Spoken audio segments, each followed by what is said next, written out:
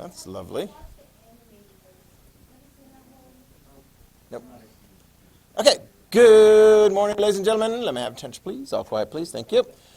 So, first, hope you had a nice weekend. Hope you did watch the Star Wars. If you haven't watched that episode, again, a lot of notes. I did actually gave probably more than the average amount of notes on that particular episode. We covered that, taking notes in here quite extensively. Watch the video, because it's very helpful to watch that as well. 45, 50-minute video, whatever. If you haven't done so already, just make sure you watch that. In here, we're going to be covering notes associated with episode 23. The Wall Comes Down, 1989, very pivotal year. We'll talk about some things leading up to that. So you can flip to the back of your packet and look. That will help you as well. Obviously, I've handed out, and I posted it on Google Classroom, the last quiz. You've got the last quiz. That's a 20-pointer. Chapter 41. I don't think the book has any more chapters than that. So that quiz is going to be coming up for you on Thursday. So hold off just a sec. So on the Thursday, the 11th, we'll have the quiz in there. If some of the people that like to show up just on blue days or green days or yada, yada, yada, they'll be doing the quiz then like the next time that they show up. Okay? Does that make sense? All right. So come in prepared for that quiz. That is, as far as the textbook's concerned, you have that as a resource to use to help prepare for ultimately even like the IB exam. I'm not in a big hurry to collect that from you. You can hang on to it as long as I get it before the end of the semester. I have enough of actually, my ninth graders get to use that textbook too, because they do like the American Revolution, War of 1812, Civil War, and so forth. And I have enough of those, so I'm going to be sending those to distribute those. I've actually got them all right here ready to go for my ninth graders. And the 11th graders have that as well. So I just had enough last year, because I had two sections of ninth grade, not one like this year. I had to have the seniors turn theirs back in so that I could reissue them out to the ninth graders. But I'm not in a big hurry. But some of you guys would like to turn it in, so if you want to, you can do so after that quiz. So on Power Sports, does that have a fee for the book? I don't know.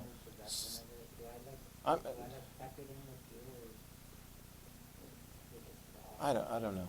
I mean, is it my book? Yeah. I mean, because I actually looked at the thing, and everybody who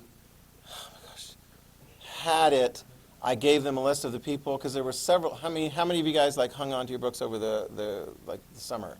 Okay, yeah. And I mean, I sent them a list, I thought. But yeah, send them an email, have them follow up on it. Because I can issue an email that basically says, yeah, you still got the book, and we'll chase after him if he doesn't turn it in by the end of the semester. I know where to find you. Yeah, okay? Right, questions? Okay. Good. Are you guys still working on IAs and other classes? Oh, okay. Oh, sorry. Whoa, sorry. Sorry. I said IA. I didn't say EE. Oh, Mr. Hanson, shut up. God. We're in good shape here. Okay? Good shape there. That's yours, Rodrigo.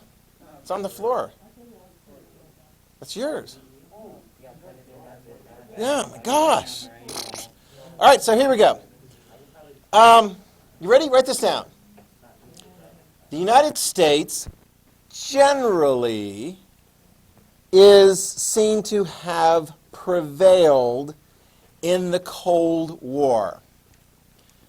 This is going to be one of those situations where, unlike World War II, where Japan clearly lost, surrendered, Germany lost, surrendered, Italy surrendered, the Cold War ends with sort of people looking around going, okay, so what happened? There's no more Cold War. In fact, one of the nice things about the Cold War, write this down, is the last 3, 4, maybe even 5, potentially, years of the Cold War, the tensions were really quite a bit less. Write that down.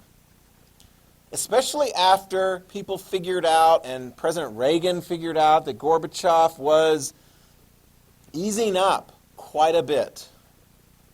What kinds of things would Gorbachev do that would give us an indication that he was easing up, that he wasn't like going to continue policies that had been put into place by Stalin and Khrushchev and Brezhnev?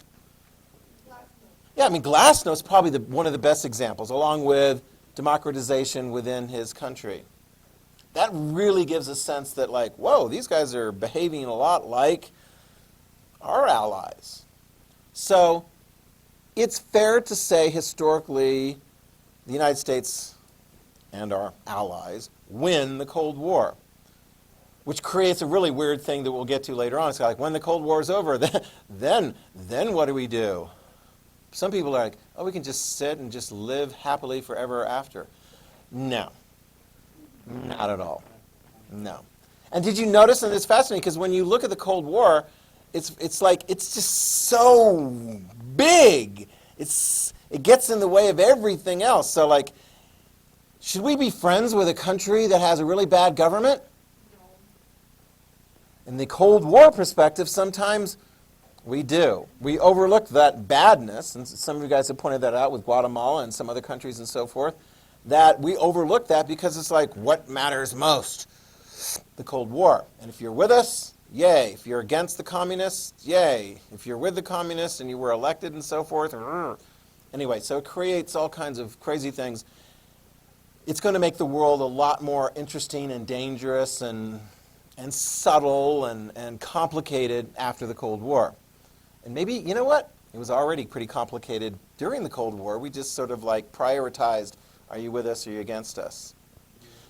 Yeah. And it's interesting, in this, not this particular video, but the next one, you're going to hear like, who was the president at the end of the Cold War? And some people say the end of the Cold War was, I don't know, either when the Berlin Wall came down, you can write that down, that's going to be 1989. Or probably a better one is the fall apart of the Soviet Union in the end of 1991. And we got the same answer to that question. Ashton, who was our United States president at the end of the Cold War? If you're not sure, you can turn directly around and look at his mugshot, because it's right behind you. It's not Reagan. It's George H.W. Bush, okay? Reagan is going to be instrumental, his 8 years in office, but those will wrap up on January 20th, 1989. And his vice president, George H.W. Bush, will become president because he was elected as president. The Republicans nominated him for the presidency, and he was elected for one term. He was a one-termer, okay? And actually, people look back and go, wow, there actually was there was some pretty good stuff that occurred during his one term. Here's one thing, and you'll hear this from his lips because he's interviewed in the series. When the United States wins the Cold War, he basically is like, let's not have a big, crazy celebration. Seriously. Let's not have a big, crazy celebration. And part of his thinking is, okay, the Soviets, we want to help the Soviets the Russians, as they transition from the system that they had, which we really didn't like and we were in conflict over, to something that works out that's better, democracy and continued free speech and things like that. I mean, literally, there were Americans with expertise in democracy that were going over and offering their services to help Russia transition into a real democracy. My dad, for example, went over to Russia a number of times to give advice on what does it mean to actually have like a democratic operating legislature. Because my dad was in Congress, and he's like, well, this is what people in Congress do, right? They don't just all hold their hands up when they're told to, vote for something. And so he was giving advice on how to have like a real legislative body over in Russia. It was fascinating. And then when Ukraine was having their elections, that orange scarf there, I think some of you guys may have recalled me, that was, Dad was over there like observing elections to make sure that, part of the effort to make sure that the elections were being carried out in a fair manner. So he was an election observer. Jimmy Carter did a lot of that too after he was in the White House. And my dad was in Ukraine, and he picked up that for me because, it's like, yeah, that's cool. By the way, the picture that looks just like me right there, that's not me. The Palestinian leader, Abbas, it's not me. He picked up that when he went and observed an election that was taking place in Palestine. So, I got really cool stuff to put on the walls. But,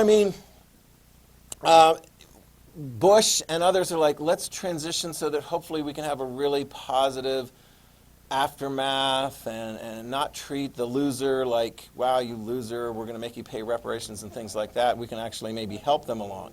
Because do we want Russia to become a democracy and continue to support freedom and free speech and things like that? Yeah. How's that going? No. Yeah, I mean, it's like even over the weekend, I'm going to get the pronunciation wrong, but Navalny, do you know how to pronounce? Navalny. Anyway, he is a political person who is not a big chummy chum with Putin. And he got poisoned, left the country, survived, went back to Russia. That's brave. And got immediately arrested by Putin's government, and then they've been having protests and so forth. What happens when protests take place in Russia against Putin's government? They get arrested, yeah. I mean, they arrested his wife, they arrested all kinds of various different people. And so this is in the news. This is over the last. So you look over there like, yeah, democracy is not working out. Like Yeltsin, if you don't remember who Yeltsin is, he's going to be the first Russian leader in the aftermath of the Soviet Union, nor like Gorbachev would have planned it out. So, I mean, it doesn't necessarily work out great, but one of the questions we look at, and we've talked about this, is what caused it? Okay? What caused it? Are we going to say, what caused the end of the Cold War? Would we say that Gorbachev was a leading cause? Because this actually makes for a very good essay question. You probably will be writing an essay on this at some point before we go into IB exams. Was Gorbachev a cause of the end of the Cold War? Sure. Yeah, I mean, his ideas are quite different. Why are his ideas so different? What is he trying to achieve in the Soviet Union? Is that his primary goal? Put this down. He wants economic performance. He wants a better economy. And so if you look at the three different things that he did, glasnost, freedom of speech and so forth, democracy, and perestroika, economic restructuring, which of those probably is most directly connected to economic improvements? Perestroika, introducing some capitalism in there. Okay, you got that? Because his country needs to be economically stronger for a very simple reason. And it's the same reason that Stalin was focusing on improving the economy when he came to power. If you got a weak economy for your country, what potentially could happen to your country? You could be defeated in a war. It's a national security thing. If you're a weak country economically, you can't afford a strong military presence even to defend yourself. It's kind of like, raise your hand if you can tell me which country going into the next 20 or 30 years is best positioned to be strong militarily and keep up with the challenge. You say China? I wouldn't disagree. How's their economy doing these days? It continues to go up. Yeah. I mean, are they pouring some of that back into their military and improvements and innovations? Mm-hmm. Here's the key thing. In the 1980s, that's one of the reasons why you can say, well, Reagan is a cause of the end of the Cold War, arguably, because what was Reagan wanting to spend so much of that American money on? When? Exactly, the space, strategic defense initiative, so-called Star Wars and so forth, right? Because, you can argue whether it was a good thing, bad thing, and so forth. The Soviets couldn't afford it. Gorbachev wanted to be able to afford it. He knew he needed to make some economic changes, all right? But let's look at how some unintended consequences are involved here. And I want to focus on something called the Baltic Virus. You should be very familiar with, oh, there we go. We got it up there now. The Baltic Virus. You guys know how viruses work, right? No. McKinley, how does a virus work? Does a virus work better when you have your mask on or not? It's okay. When you're eating, obviously, you can't eat with your mask on and so forth, so I'm not necessarily giving you a hard time. But, I mean, people know about a virus. What is referred to as a Baltic virus, it doesn't pop up as much in the textbooks, and I think there's not as much emphasis on it as I think there should be. All right, you ready? Here we go. Let's back it up a little bit. Yes? Of Gorbachev's policies of particularly glasnost, okay, free speech. Which, by the way, let's just remind ourselves, and I pointed this out before. Mary, the Chinese communists, are they really ever interested in any kind of Chinese version of glasnost or free speech? No. Why not? I'm not sure, but I had a different. Have they had much experience with people speaking their minds? Oh, yeah. I mean, did Mao encourage people to speak their minds? But 100 flowers. Yeah, I mean, it's like, yeah, up and down and up and down. I mean, Deng Xiaoping comes in and he's like, check, capitalism, let's do that. All that other crazy stuff, forget about it. And there was an interesting debate going on. I think it's starting to be resolved. Can a country be successful with capitalism but without freedom of speech? Economically successful, their economy grow.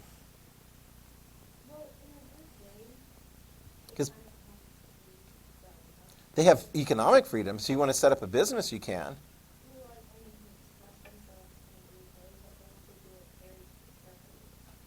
If you're a big, successful Chinese businessman today, can you criticize the Chinese Communist government and get away with it? You're muted. I mean, that's, yeah, look up, Google, Jack Ma. What's he been saying lately about the Chinese Communist government? Exactly. So, I mean, it's a sad thing but put this down. In the 1980s, people were saying they're so closely together. Economic freedom, capitalist opportunities and so forth, and political freedom and speech, free speech. They're so closely entwined because that's the way it is in the United States of America and Britain and France and so forth. And that's what Gorbachev looked and he's like, well, I see it's working over there. I think I'm going to buy the whole package. Give me the whole package deal, the whole Western package deal. And he got more than he was bargained for. Okay? I mean, Deng Xiaoping could have told him, he says, man, I don't think you should necessarily include that democratization part. Yeah, and that free speech part. But here's the deal. Because, put this down, the Baltic virus is an unintended consequence that comes from Gorbachev's glasnost. All right? Gorbachev's glasnost is for his country, the Soviet Union, and implicitly you'll see it's also going to apply to Eastern European countries, the ones where the Red Army is, the ones that have communist governments that are propped up and supported by the Soviet Union. Do you understand that? There's some parts of the Soviet Union that are more recent, and they really don't want to be part of it. Let's talk about the Baltics. Estonia, Latvia, Lithuania. They were taken over by military force at the beginning of World War II by Stalin. Right? They didn't want to become part of the Soviet Union, and they weren't really happy about it. But I mean, what could they do? They could sing, right? They could maintain their culture. They could try and keep things sort of like quiet. But they had to be careful because if you spoke out too much, you'd get packed off by Stalin or Khrushchev or Brezhnev.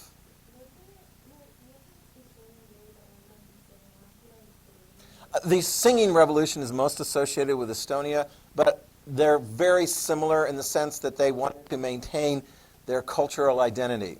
Okay? And Estonian cultural identity definitely, it comes through tied and parcel with the singing. So here's the deal. And I saw this.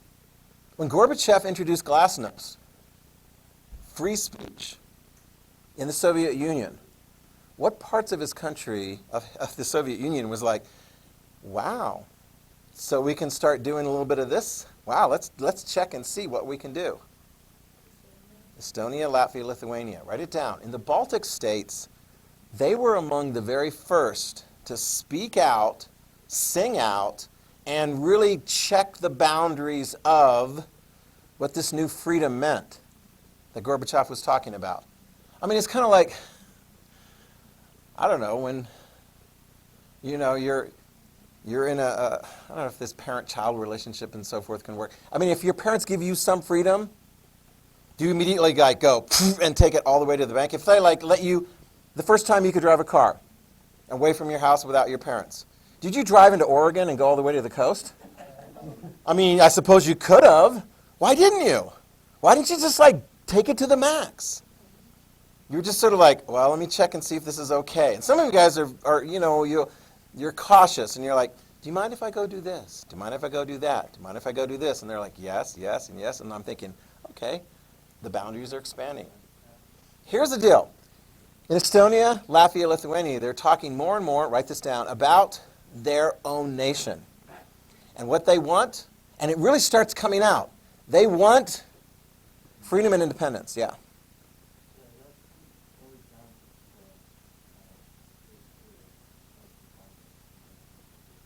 Yep, yep. And we're going to get to those things down. Yeah, when we get to Yeltsin and so forth. Yeah, trust me, it's a mixed record in the 1990s. Yeah, it's ironic because Yeltsin stands up to defend the Congress in 1991, but by 1993 he's pointing the guns at members of the legislature he doesn't like. But that's later. So, here's the deal. In the Baltics, 1986, 1987, 1988, they're pushing the boundaries. The virus is this idea that the people in the Baltic region are expressing themselves. They don't want to be part of the Soviet Union.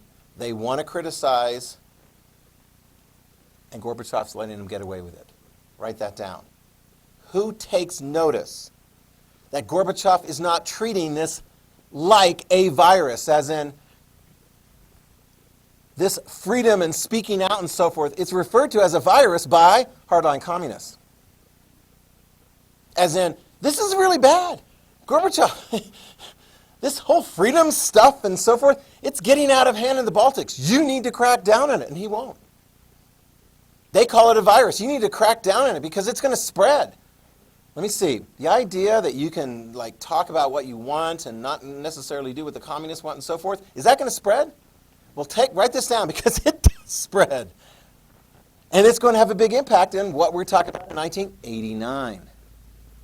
The Baltic virus, that idea that, hey, we can talk about this, that, and so forth, and maybe even independence and not have to listen to what the communists are telling us back in Moscow, it spreads to other parts of the Soviet Union. Write that down.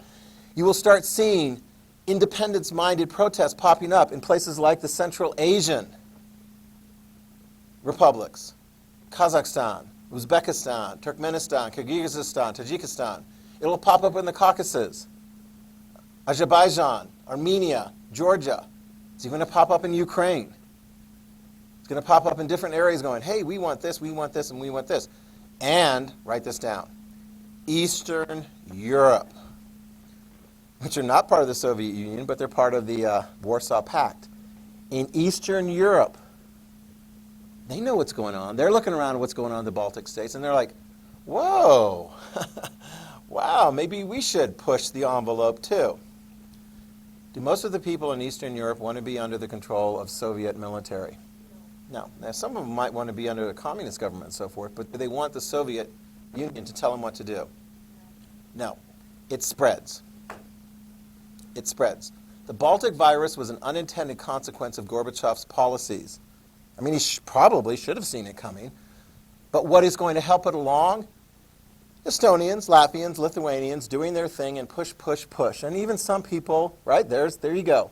And even some people like, Uber, goofball over here, shows up in 85, makes friends, and sends encouragement and guitar strings to key people who are playing a role in the Estonian singing revolution in 1988, right?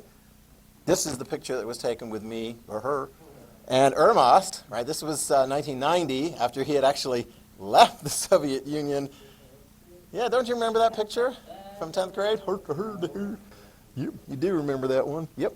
And so, yeah, I mean, and you've seen the pictures, and you've heard the music and so forth. That was in 1988, and Ermost was singing in front of hundreds of thousands and so forth as the Estonians are pushing the Baltic virus. So this is where, I get this, it's that little connection, the Baltic virus, that I get to say something really completely incredulous like, I defeated communism in the Soviet Union and ended the Cold War. Exactly, which I didn't, but it only makes sense in context of understanding the Baltic virus and giving guitar strings to somebody who played a key role, and let's give props to those people who are participating in the Baltics, pushing for that. And of course, then you ultimately have to come back to an individual Gorbachev, who introduced glasnost in the Soviet Union to try and fix things. So there you go. Whoops, gone too far. All right. Should I keep that image up? That's kind of goofy. Those are cartoon potatoes, by the way. That was my Idaho Spud T-shirt cartoon thing. Revolution. All right. Okay. So this is a good preview then of what takes place in 1989, because what we're going to talk about in 1989 and the video is pretty much all focusing on Eastern Europe. Okay? Eastern Europe has noticed Gorbachev, what he's doing in the Soviet Union, and what he's allowing to take place in the Soviet Union. And so now we're going to start seeing things popping up in Eastern Europe. Because have we ever seen those people try to break free of the Soviets?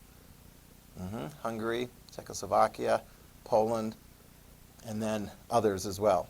All right, here we go. The year is 1989. The new president is George H.W. Bush. Okay. Before Reagan leaves office, he actually does a visit, December of 1988. Gorbachev hosts Reagan and Bush, and they have conversations and so forth, and it's quite clear Gorbachev, write this down, is going to loosen control, Soviet control over Eastern Europe. So his idea is that Soviet people should be able to choose their own leaders and free elections and so forth. He's also saying they can do that in Eastern Europe too. Translation, and this is the key thing. If something starts to pop up in Eastern Europe, Gorbachev is not going to send in the Red Army to put it down. You understand that? So if a communist leader wants to send in his army in that particular country, then that's on your head. The Red Army is not going to be sent in like it was in 1956 in Hungary, like it was in 1968 in Czechoslovakia, and like it could have been in 1980 in Poland, but the Polish took care of it themselves. So now this is going to create some problems. Now we get a lot of drama going on here. Here we go. Write this name down. The East Germans have a leader named Erich Honecker. Okay, East Germany has a leader named Erich Honecker. And he is a hardline communist. Write that down. Erich Honecker is like, I disagree with you, Gorbachev. I don't like this glasnost thing. Okay? I don't like that. They're really kind of thrown off a bit. Hungary, however, is going to see has a communist leader who is interested in lightening things up a bit. Hungary is going to play a predominant role. Write it down. Hungary, under the leadership of Miklos Nemeth. He is a reform-minded leader, communist leader of Hungary. He visits Gorbachev in 1989, and he's like, can we have free elections, and can we do some stuff and so forth? And Gorbachev's like, sure. Are you going to send in the troops if we do something like that you did in 1956? Gorbachev's like, no. Wow. He says, Gorbachev's like, I'm not going to have a multi-party system necessarily in my country, but if that's what you want to do for Hungary, go for it. Oh my gosh. So in Hungary, they're like, yeah, let's do this. Here's one of the first signs that things are really starting to change in Hungary. One, you guys remember the name of the Hungarian leader in 1956 that went down fighting? Do you remember his name? Well, I mean, he was like the communist leader of Hungary, and then ultimately he's like, help America, help. And America, of course, was not going to help out in 56 because of global nuclear war, and he ended up getting shot and killed, and yeah. His name was Imre Nagy. Looks like Nagy, okay? And of course, he was shot, killed, and buried in some, remote place and so forth. So here we go. In Hungary, they're going to give a public funeral to Imre Nagy, and they're going to basically say, officially, 1956 was justified. So they're rewriting history already in Hungary, saying the 56th revolution was justified, and Imre Nagy is a hero. We're going to give him prominence now as he's buried properly. Imre Nagy? Oh, well, let's go ahead and give that one to you again, shall we? Because we've got it in a previous unit. It's really easy. I-M-R-E, and then last name N-A-G-Y. Imre Nagy is how you pronounce that. Okay? Here's probably one of the most important things with respect to Hungary as far as what they do. They start to dismantle the barbed wire fence with the Austrian border. Got that? So basically now, if you're in Hungary, you can cross over to Austria. Because Austria is not really keeping a border to keep the Hungarians out. And this is very important as this particular story goes along. Because, listen very carefully, among the Eastern European countries, were there fortified borders? No. So if you were in Poland, could you visit Hungary without any difficulty? Yes. If you were in East Germany, could you visit Hungary without any difficulty? Yes. And if you made it to Hungary, then where could you go? To Austria. So here it is. Write this down. Figure this out. If you're in East Germany, you're like, well, the Berlin Wall and all those other barriers going to West Germany exist, but you know what? I'm going to Hungary. And then I'm going to Austria. And then from Austria, I'm going to West Germany. Will they welcome you in West Germany? Yes, write it down. In West Germany, they already have a policy of allowing for East German immigrants. And I tell you what, as soon as Hungary took down the barbed wire on the border to Austria, you had a flood of East German immigrants heading to West Germany. Took them a little bit of a way to get there, but, you know, it happened. Honecker for East Germany is upset. He doesn't like this. Okay? He wants the Soviet Union to be tough, but Gorbachev's like, not going to do it. All right? Guess which other country is also going to take a softer approach, agreeing with Gorbachev, taking a softer approach like Hungary? Guess which country had already started to make really moves toward democracy and freedom in the early 1980s? Within the East European part. And was the country of solidarity, and was the country of Lech Walesa? Poland, write it down. Poland. Okay? Poland. I mean, so you've got a lot of people in Poland that are like, yeah, we like solidarity. We didn't like the fact that it was cracked down, and we didn't like the fact that its leaders were thrown in jail. So guess who gets to come out and reform solidarity and not only have it as a labor union, but now it's a political party? Answer, Lech Walesa. Lech Walesa is the leader of solidarity. And in 1989, he's meeting with the communists, and the communists are like, yeah, we can share power with you. And I tell you what, Lech Walesa's like, well, you know what? I don't think you're going to send in the military anymore because the Soviets are going to send in the military. Why don't you just go ahead and have some free elections? Write it down. June 1989, free elections in Poland for their parliament. Contested elections. You got Communist Party candidates, and you got Solidarity Party candidates, and in the 100 Senate seats, 99 of them went to Solidarity. Boom, that's a repudiation, wouldn't you say?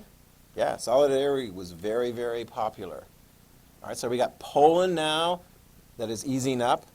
Hungary is easing up. All right. Now they have a really uncomfortable meeting of the Warsaw Pact, right? The East European countries that previously were like forced to be part of this military alliance. Got an interesting set of characters. Let's go ahead and write down the names of these particular leaders. Okay? Obviously Gorbachev's going to be there. So this is the Warsaw Pact Summit in 1989. Okay? So you got the leaders of each of the different nations. Honecker, East Germany, hardliner. Okay? So we got him checked off there. Poland, chill. Hungary, chill. Let's look at a couple of others. You ready?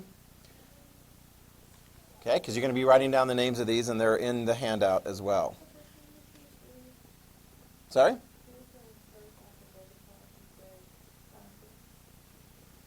So we've seen Poland now is taking an easy role. Hungary is taking an easy role. Okay? Honecker for East Germany is a hardliner. All right, now I'm going to identify, and I've got the names in there. Let's go with Nicolae Ceausescu. Oh my gosh, you're like, seriously? I have to know how to pronounce that. It looks like Ceausescu from Romania. Write his name down. Some of you guys may remember him from like 10th grade. He was the guy who ultimately was lined up with his wife and shot in a summary execution in December 25th, 1989. Anyway, he's alive and kicking. In 1989 at this Warsaw Pact Summit, he's from Romania. He's the Romanian hardline dictator. Okay, so he's hardline communist. He doesn't like all of Gorbachev's glasnost and all that nonsense. He thinks that's stupid. You ready? Here's the next one. Milos Yakis. I'm not sure I'm pronouncing that right. Milos Yakis. And his name is there as well. Do you see that? He's the communist hardline leader from Czechoslovakia. Okay? Milos Yakis. So we got Honecker, Ceausescu, and Yakis.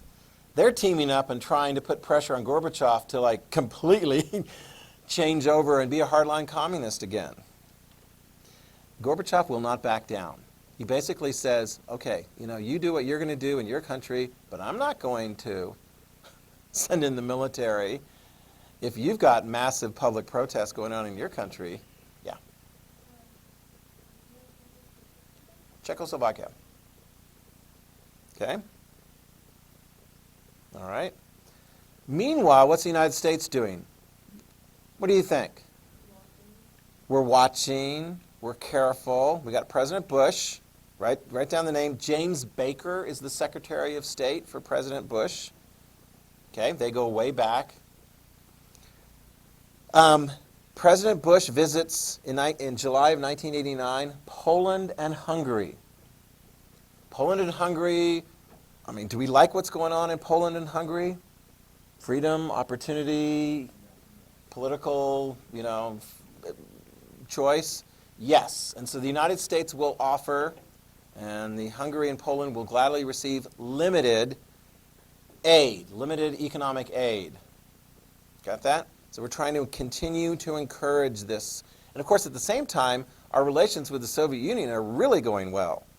Okay?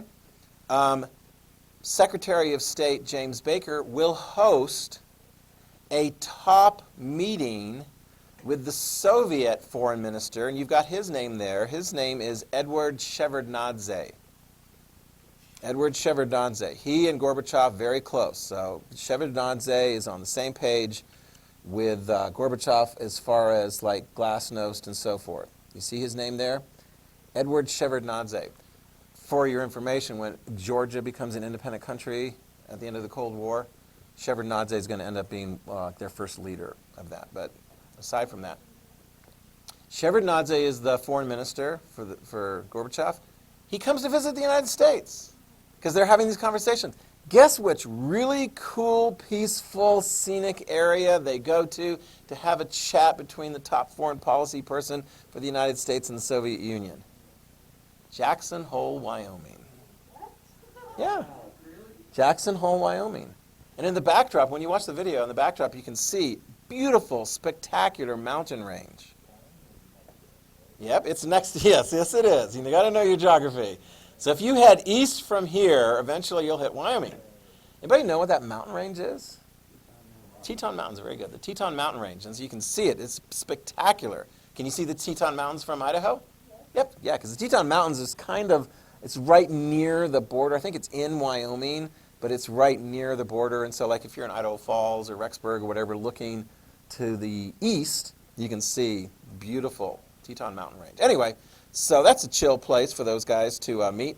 And their goal is trying to end the Cold War as softly as possible. Okay? Ease them through. The United States is like, yeah, we like what you're doing, Gorbachev, and democracy and free speech and so forth, but we realize that you have some people that really don't want to go along with it. Yes? No. He's a chill guy, yeah. So he's like Gorbachev's foreign policy chill guy. Okay, does that make sense? Meanwhile, if you're watching your televisions in the summer of 1989 and see what's going on in China, people were like, look, they're going to do it in China too. Oh my gosh. For over 6 weeks, students from all over China, particularly the Beijing area, are like protesting in Tiananmen Square, and they're putting together like, a statue of liberty. They call it the goddess of democracy and so forth, and they're doing all that kind of stuff. And people are like, oh my gosh, China's going to end up like Poland and Hungary and the Soviet Union and glasnost and everything. And how did that end? Yeah, I mean, it was, what happened in the summer of 1989 in Tiananmen Square, it got cleared away. Deng Xiaoping ultimately was like, I don't have any more patience for these guys. Who's going to be in charge of the direction and the future of China? Deng Xiaoping and the Communist Party. So this is a potential danger that could take place in Eastern Europe as well. Yeah. Oh my gosh, yeah. Yes, I would definitely say so. Because when Deng Xiaoping sees a whole bunch of young people gathering together and doing this and kind of going on and on and on, because it's like the young people, some of their objectives were, let's have democracy now. I mean, they've got complaints and so forth, but Deng Xiaoping, there's echoes of that. I won't call it PTSD, but there's echoes of what he went through when young people were politically active in the Cultural Revolution. Absolutely, I think there is a connection. Okay? I think you can look at the experience of what happened in China and go, mass organizations and public protests and so forth can be a very dangerous thing. And I think the China experience is. Okay? Unfortunately. And I think that's what ultimately propelled Deng Xiaoping to go, all right, People's Liberation Army, go clear those guys out. Yeah, I think there's a very good connection. All right, in East Germany, of course, the police state under Honecker is stifling initiative. The economy is a wreck. If you're a young person in East Germany and you're like, oh, wow, look, the Hungarian border to Austria is now open. What should we do? Write it down. They're moving. They're starting to move. Lots of them are starting to move. They start heading to Hungary. Many of them are going to Hungary. And from Hungary, they cross the border to Austria. And then Austria, they go up to West Germany. Who's the leader of West Germany? Write his name down. We saw he was the guy that was like sitting, applauding Reagan with the Mr. Gorbachev tear down the wall speech, right? Helmut Kohl. Make sure you write down his name. He's the West German chancellor, the top political leader there. And he wants to help encourage anybody that comes along if they come to West Germany. Okay? So many who are making their way to Hungary, some of them make their way, let me see, you've got to look at the map here because this is where things get a little bit strange. And we'll pick this up again next time. If you were to go from East Germany to Hungary, you actually have to go through Czechoslovakia, and some of them don't quite make it all the way to to Hungary. Then they end up in Czechoslovakia, so they're like, what do? They end up in the embassy. So there'll be some drama. Next time we'll pick up on the drama of the fall of the Berlin Wall in 1989. Drama. Okay. Lots of drama.